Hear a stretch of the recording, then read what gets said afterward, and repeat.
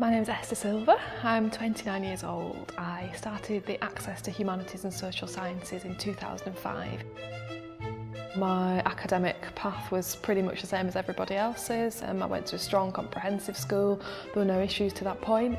And then when I got into sixth form, I contracted glandular fever. So the plan was that I would drop out, have a little bit of time to recuperate and then rejoin. But it didn't quite work out like that. I didn't end up going back at the time that I should have done because I was then a year behind all my friends.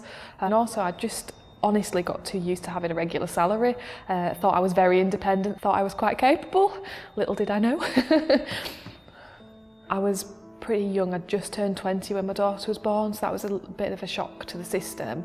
It really struck me that I had a responsibility for another human being now, and it was time to start planning a future that would give her as many options as possible.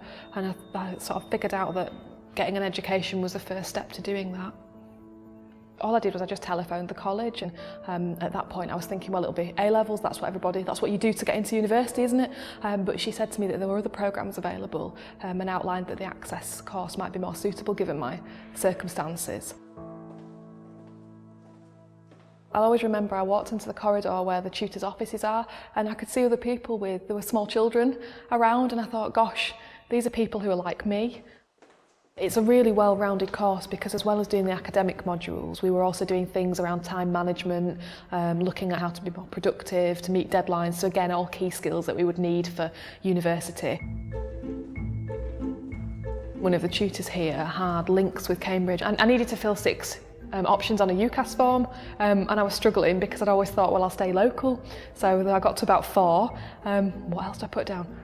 Well, Cambridge will fill a box, won't it? So we'll have a go at that. But I kept getting through the next stage and the next stage, and then it came to having an interview.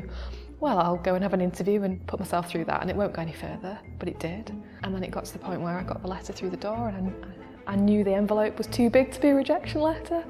And at that point, I started to take it seriously. I think there's a decision to be made here. I came out of Cambridge with a 2-1, so I was absolutely over the moon because it was never guaranteed. I had to really work really hard for that degree.